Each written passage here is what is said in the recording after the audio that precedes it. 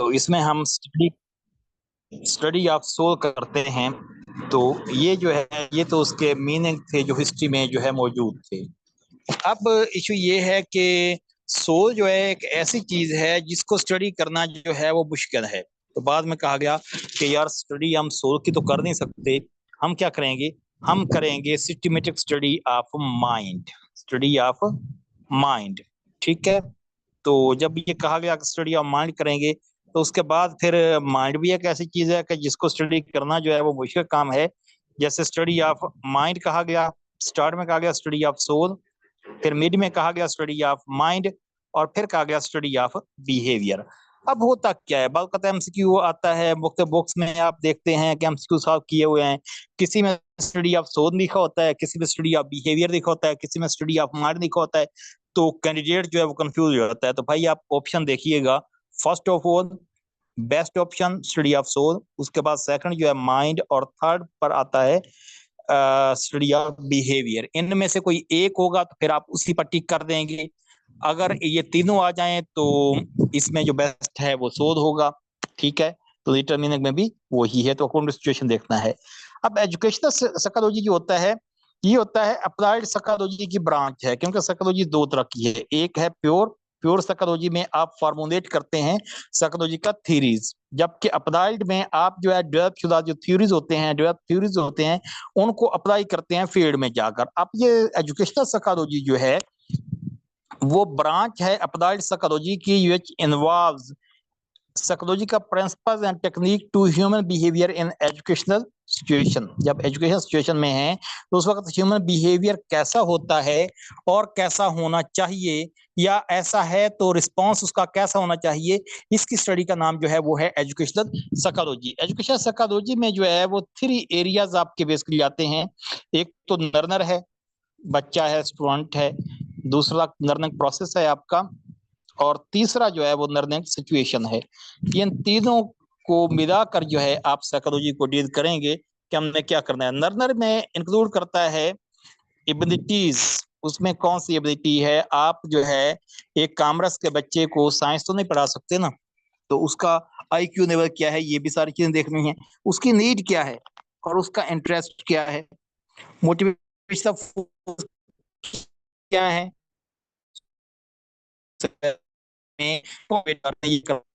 और individual differences नजर रखनी है जरा। बच्चे के वालिदैन कह रहे हैं कि हमारा जी बाकी बच्चे तो डॉक्टर हैं या इंजीनियर हैं, तो हमने इसको भी इंजीनियर या डॉक्टर बनाना है, और वो बेचारा वो तो आर्ट्स पढ़ने के काबिल है, वो कॉमर्स पढ़ने के काबिल है। तो इंडिविजुअल्स को भी आपने माइंड लगता है कि nature of learning how it takes place कैसे हो रही है, थ्योरेटिकल एक्सपेरिमेंट एविडेंसेस को भी देखेंगे, रिइंफोर्समेंट को भी देखेंगे, और प्रॉब्लम सॉल्विंग जो टेक्निक्स हैं इनको देखेंगे। इसको भी हमने साइकोलॉजिकल देखना है। और उसके बाद लर्निंग सिचुएशन क्या है कि क्लासरूम मैनेज,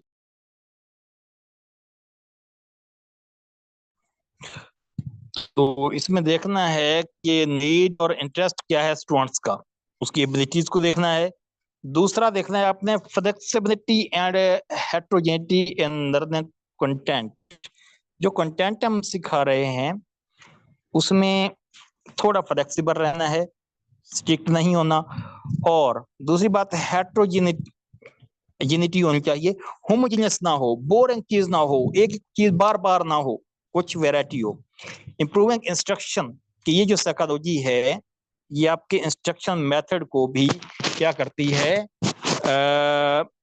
इंप्रूव करती है। ठीक है।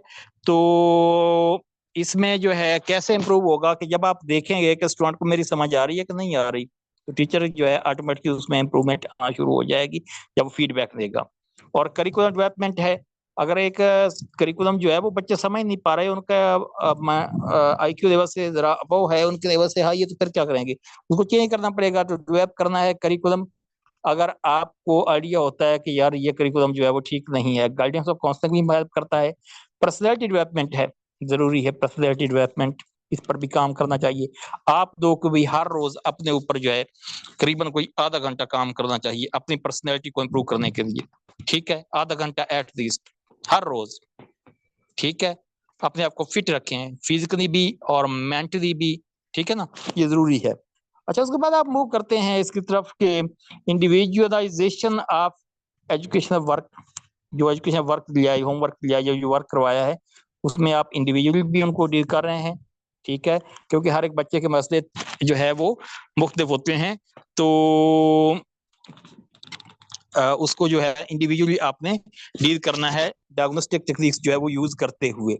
ठीक है, और उसके बाद आपने देखना है कि फोकस करना है, क्योंकि प्रॉब्लम और होते हैं और बच्चों के प्रॉब्लम जो है वो जहर सी बात है वो और होते हैं। ठीक है, उसके बाद जो है हम मूव करते हैं मेथड आप जरा देखिएगा, ये मेथड कौन कौन से हैं।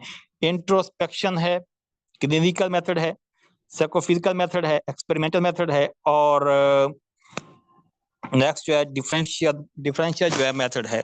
ठीक है, तो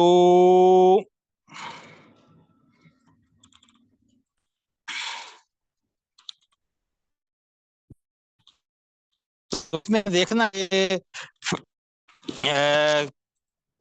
इंट्रोस्पेक्शन क्या है। इंट्रो इंट्रो मीन इनसाइड, और स्पेक्शन स्पेक्शन जो आप मान करते हैं तो इंस्पेक्शन वगैरह का मीन तो अंदर झांकना। लुक इनसाइड योरसेल्फ, अपने अंदर ही झांकना है और देखना है कि सॉर्ट ऑफ सेल्फ ऑब्जर्वेशन, अपना ही मुशाहिदा करना है, अपनी ही खामियां तलाश करनी है, अपना आपको ही परसीव करना है, अपने अंदर अपने गिरबान में झांकना है, एनालाइज करना है, रिस्पॉन्स करना है अपने फीलिंग्स को। और everything takes place in one's mind during the mental act. जब आप मेंटल एक्ट कर रहे होते हैं तो उस वक्त जो है आपकी फीलिंग क्या होती हैं, आपके इमोशन क्या होते हैं। एक या ये इमोशन कंट्रोल, इमोशन जो ये है ना, एक आईक्यू होता है, ईक्यू इमोशन क्वेश्चन, ये भी जरूरी होता है, इमोशनल कंट्रोल भी करना है आप इन चीजों को। तो ये इंट्रोस्पेक्शन है, अपना तैयार करना, हिसाब करना, इसको कहते हैं एक। दूसरा क्लिनिकल मेथड, इसमें क्या होता है कि पहले आप देखना है कि मसला क्या है और फिर जाना है। प्रॉब्लम होते हैं जैसे फोबियाज होते हैं, किसी चीज से डर लगता है बंदे को, किसी को ऊंचाई से डर लगता है, किसी को बारिश से डर लगता है, किसी को पानी डर लगता है। ठीक है, तो ये फोबियाज होते हैं मुख्त किस्म के। शाइनेस है, कोई शर्मिंदा, ठीक बेदा है, और थंब सकिंग कोई करता है, कोई नर्वस हो जाता है, स्पीच ऑर्डर हो जाता है कि बंदा वैसे तो बात ठीक कर रहा होता है लेकिन जब किसी के सामने करता है तो उस वक्त जो है थोड़ा कंफ्यूज होता है। ठीक है, यानी यानी कि जो है ना, जब आप वैसे बात कर रहे हैं तो ठीक है, लेकिन जब किसी के सामने यही इंटरव्यू में मसले होते हैं कि आप किसी के सामने बात नहीं कर पाते। अब आपने डायग्नोस कर दिया, फिजिकल एग्जामिनेशन उसका किया, आपके सामने कैंडिडेट बैठा हुआ है, पे बैठा हुआ है, कैसी स्टडी करनी है, इंटरव्यू करना है, उसका टेस्ट करना है कि उसको किस वक्त जो है बताते हैं। अब इसके ट्रीटमेंट की तरफ मूव करना है on the basis of hypothesis जो है आफ्टर डायग्नोसिस। डायग्नोस कर दिया आपने, समझा यार इसके बाद को जो है ये होता है, जब कोई और आए या ये किसी के सामने आता है तो कंफ्यूज हो जाता है, इसको दूर कैसे करना है।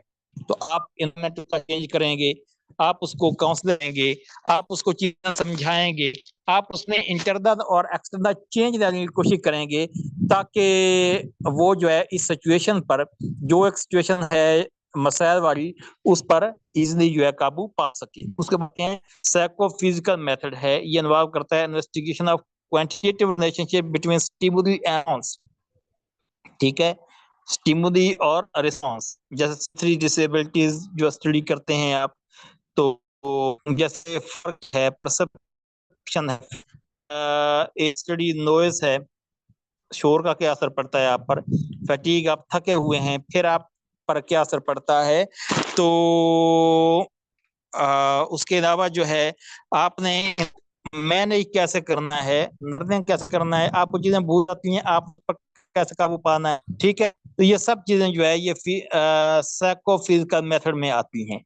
अब method of minimal change or the method of needs है, इसमें जरा देखेंगे, उसी की बात हो रही है साइकोफिजिकल की, कि दिस मेथड्स में be used for finding out the spatial threshold and different threshold minimum effect, और आप समझिएगा कि कम से कम इफेक्ट और जो यूज इफेक्ट है इसको फाइंड करने की कोशिश करनी है। change in stimulus until sensation is felt or not. Absolute threshold ये है कि आपको सेंसेशन कब फील होती है किस चीज की, आपकी फीलिंग है आप कब फील करते हैं। तो इस फीलिंग के लिए जो है आपको, जैसे आपको कोई गुदगुदी करता है, कितने सेंसेशन कहते हैं, तो कितनी गुदगुदी की जाए कि आपको फील होना शुरू हो जाए, तो ये थ्रेशोल्ड है। डिफरेंस थ्रेशोल्ड ये है कि no change in stimulus, difference is noted. For the example, he may be asked to whether he have particular distance or not. जैसे आप आंखों का मुआयना करवाने जाते हैं, आंखों का ऐनक का नंबर चेंज करवाने जाते हैं, आपको डॉक्टर कहता है आपको ये एबीसी पढ़नी आ रही है, ठीक है ये पढ़नी आ रही है, आप ठीक है आप जरा थोड़ा सा इसको हटाते हैं, अब आ रही है, ठीक है। अब ये जो डिफरेंस है इसको कहते हैं डिफरेंस थ्रेशोल्ड, कि कहां तक है कहां पर आके रोके। मेथड एडजस्टमेंट या सब्जेक्ट कंट्रोल इंक्रीज और डिक्रीज इट इंटेंसिटी, ठीक है। और उसके बाद है method of constant stimuli, method of right and wrong responses, आप रिस्पॉन्स देते रहते हैं, subject response to stimuli in yes और नो फॉर्म रिस्पॉन्स करना है, और परसेंटेज जो कैलकुलेट करनी है, इसको कहते हैं मेथड ऑफ कांस्टेंट स्टिमुली। उसके बाद एक्सपेरिमेंटल मेथड है, एक्सपेरिमेंटल मेथड में आप ये करेंगे कि इन्वॉल्व करता है हाइपोथेसिस टेस्टेड अनकंट्रोल्ड कंडीशन, जो बनाया हुआ है उसको टेस्ट भी करना है कि क्या वो ठीक भी है या नहीं है। Effects of independent variable on dependent variable study का, अब which is manipulated increase decrease independent variable, जब दूसरा वेरिएबल उस पर डिपेंड कर रहा होता है उसको डिपेंडेंट वेरिएबल कहते हैं। आपकी है रिसर्च ये आप कंडक्ट कर सकते हैं लेबोरेटरी में भी, क्लासरूम में भी, या फील्ड में भी। वन ग्रुप डिजाइन है performance of single group in two different condition, एक सिंगल ग्रुप पर आप एक एक्सपेरिमेंट करते हैं डिफरेंट कंडीशन में। Equivalent of parallel group design है, इसमें आप जो है वो relative effect of two treatments are compared based on two or more groups which are equal on all factors, उन पर ट्रीटमेंट का आप कोई ट्रीटमेंट आजमाते हैं और उसका रिजल्ट जरा नोट करते हैं। रोटेशनल ग्रुप है कि equivalent groups are rotated periodically, ठीक है, रोटेट करते रहते हैं ग्रुप को, कि ए के पास ये क्वेश्चन है, बी के पास ये क्वेश्चन है, सी के पास ये है, व्हाट्सएवर, इस तरह की आप ये फैक्टोरियल डिजाइन है या मल्टीवेरिएट इसमें स्टिमुलस स्टडी होती है, effect of several factors singly and interaction जो है विद एन अदर। अब यहाँ पर सिंगल नहीं रहने देते किसी भी ग्रुप को, बल्कि दूसरे के साथ उसका इंटरेक्शन भी जो है वो देखते हैं। उसके बाद है डिफरेंशियल मेथड, अब इंडिविजुअल डिफरेंसेस होते हैं, तो एज अ वेरिएबल इन्वेस्टिगेशन हमारे पास इंडिविजुअल डिफरेंस है। लॉन्गिट्यूडनल स्टडी है, study of individual for a long duration, इसको लॉन्गिट्यूडनल स्टडी कहेंगे, जैसे दाब से ज़्यादा लॉन्गिट्यूडनल। और क्रॉस सेक्शनल स्टडी होती है only one or in one time only, once या एक दफा जो है, जैसे आप कहते हैं क्रॉस चेक करना है मैंने चीजों को, तो चेक की हुई है, आपने किसी एक आध को जाके चेक कर लेना है। आप कहेंगे अगर उसमें वो ठीक है तो ठीक है, बाकी अगर वो खराब है तो बाकी में भी गलतियां हो सकती हैं, क्रॉस चेक। अब उसके बाद आते हैं ग्रोथ एंड डेवलपमेंट की तरफ। ग्रोथ क्या है, ये इंक्रीज है साइज में, वेट में और वॉल्यूम में, वेट वॉल्यूम और साइज में जो ग्रोथ होती है। एक्सटर्नल है concerned with physical aspects of individual, ये स्टॉप कर जाती है at the age of maturity. आपका वॉल्यूम, आपका साइज और आपकी हाइट एक स्टेप पर बढ़ना जो है बंद हो जाती है, इसका मतलब है ग्रोथ जो है आपकी बंद हो जाती है एक स्टेप पर। ये ये नहीं हो सकता कि आप ये 5 फुट के थे और अगर आप जो है ना 5 फुट 6 इंच के हो गए। क्वांटिटेटिव है, इसको मेजर कर सकते हैं, विजिबल नजर आ रही होती है, मेजरेबल भी है, और इसका ताल्लुक जो अंदर से नहीं है, मतलब किसी का कद छोटा रह गया तो इसका मतलब हरगिज नहीं है कि उसने बहुत ज्यादा पढ़ लिया है, ये पढ़ने की वजह से रह गया, तो उसका पढ़ने पढ़ने से कोई ताल्लुक नहीं है, ठीक है। तो उसके बाद जो है हम मूव करते हैं नेक्स्ट। ग्रोथ जो है वो 2 पैटर्न में होती है, ये देखिएगा देखी हुई है। अस्पेडिक हेड टू टेल की तरफ, अप से डाउन की तरफ ग्रोथ हो सकती है, डाउनवर्ड कहते हैं। और प्रोक्सिमल, ये स्पाइनल कॉर्ड से आउट की तरफ होती है, जैसे ग्रोथ ऑफ बॉडी है, ठीक है, तो या ब्रेन वगैरह की ग्रोथ जो है। अब डेवलपमेंट जो है चेंज इन फॉर्म है, फॉर्म शेप स्ट्रक्चर में जो चेंज आती है, तो इसको हम कहते हैं डेवलपमेंट। ठीक है, तो डेवलपमेंट में क्या होती है, आपका शेप में चेंज आती है, स्ट्रक्चर में चेंज आती है, फॉर्म में चेंज आती है। जरा याद रखिएगा, ये जो है ये क्वालिटेटिव भी होती है, इसका डिपेंडेंस जो होती है ये अर्ली स्टेज पर बहुत रैपिड होती है, क्वालिटेटिव होती है, तब हेरिडिटी और एनवायरनमेंट है।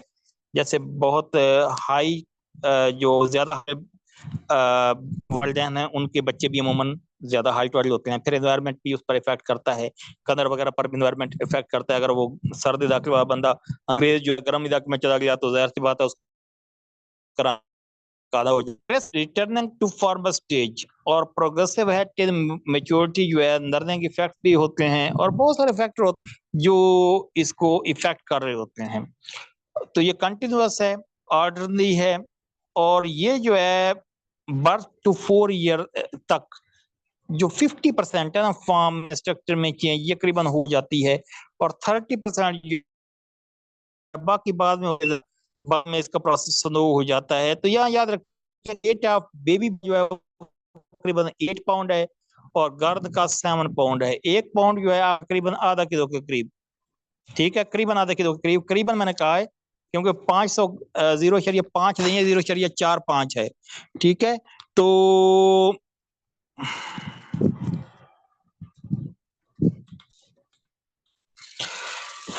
पाउंड में वजन किया जाता है क्योंकि पाउंड जो है वो ब्रिटिश सिस्टम में यूज होता है। तो यहाँ पर अगर देखिएगा कि principle of growth and development क्या है, इंटरेक्शन ऑफ हेरिडिटी एनवायरनमेंट या इंडिविजुअल ग्रोथ और डेवलपमेंट इसका बड़ा असर होता है। और मैच्योरेशन क्या होती है, change and development due to unfolding ripening of abilities. एक स्टेज आती है जिस पर आपकी डेवलपमेंट जो होती है वो सारी सारी चीजें अनफोल्ड हो जाती हैं जो आप छुपी होती हैं। तो मैच्योरेशन लर्निंग क्या है, learning change in behaviour as experience. यहाँ पर लर्निंग ठीक है एज अ रिजल्ट ऑफ जो है ना एक्सपीरियंस की वजह से आपके बिहेवियर में जो परमानेंट चेंज आती है उसका नाम लर्निंग है। टाइप्स ऑफ डेवलपमेंट है, सोशल डेवलपमेंट है, आप सोसाइटी के साथ जो है कितना डेवलप होते हैं, कितना फ्री होते हैं, ठीक है ना, तो इसका नाम जो है सोशल डेवलपमेंट है। तो सोशल डेवलपमेंट ये है कि आप जो है आपकी एक सोशियोग्राम है सोसाइटी में रहते हुए वो कितना वसी है, आपकी डायरेक्टेड एक्टिविटीज क्या है। Erikson psycho social development theory जो है इसके लिए फेमस है। दूसरा moral development, morality, behaviour to manners के साथ वैल्यूज को आप अहमियत देते हैं। तो मोस है जिसका मतलब हैबिट्स है, इसका जो मोरल बॉडी करती है इसको। और इमोशनल डेवलपमेंट है, इन्वॉल्व करती है combination of feelings and physical psychological reactions. तो लव है, एंगर है, ये बेसिक बोरन जो है ना वो आपके करेक्टरिस्टिक्स हैं कि मोहब्बत भी एक बुनियादी चीज है। ठीक है, तो